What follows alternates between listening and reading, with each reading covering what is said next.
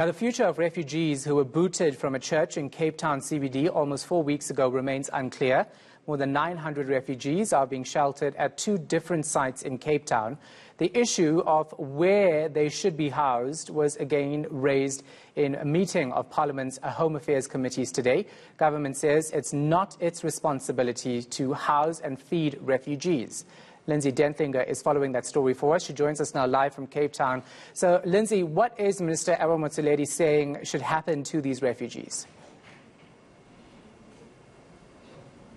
Shahan, that's just it. We don't know what their future is going to be. He says it is not, as you pointed out, government's responsibility to take care of them, essentially, because unlike other countries which have camps for refugees, that is not the case in South Africa, and therefore South African government not responsible for accommodating and feeding the refugees. Motsoaledi saying, of his view, these refugees who were living in the church, others who were living on the streets nearby, that they didn't break any laws as he saw it that gave rise to them being moved to these 2 camps.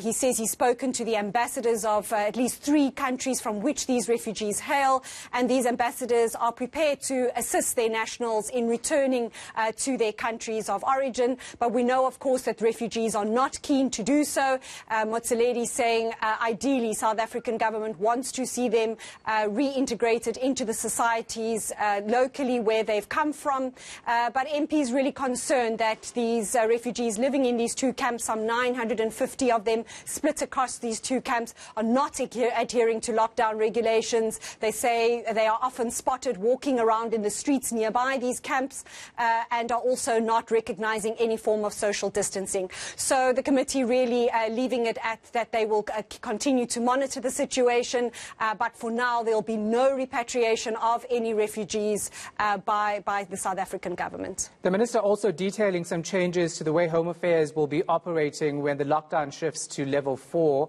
What are those changes? So we know that up until now, Home Affairs has been working for a few hours every day, mainly to issue death certificates, to reissue birth certificates, and to issue temporary IDs. From next week, when we shift to level 4, Home Affairs offices will be open for almost normal office hours from 8 to 4. It will be operating with about a third of its staff. And ideally, what they are trying to achieve is to deal with a backlog of birth registrations. As we know, many babies born during the lockdown have not been registered. Even babies born before the lockdown in February, by law, parents have 30 days to register their child's birth, and so that means those that were born in February, if they hadn't done it by the time the lockdown started, those babies are also not registered. So Home Affairs estimates probably a backlog of over 83,000 births that need to be registered. So that's really top of their priority list when they start working next week, and they're also encouraging people to collect these smart IDs that have been waiting, over 400,000 of them, which will become critical and really necessary for people wanting to apply for social distress grants and child grants, etc. So those are really some of the documents that they will be issuing, but many people asking whether marriage certificates, etc. will be issued, and the answer to that is no. So death certificates, birth certificates, and reissuing of birth certificates and temporary IDs, that's essentially what Home Affairs will be looking to those documents to issue those as from next week. All right, we're going to leave it right there. ENCA reporter Lindsay Dentlinger is in Cape Town.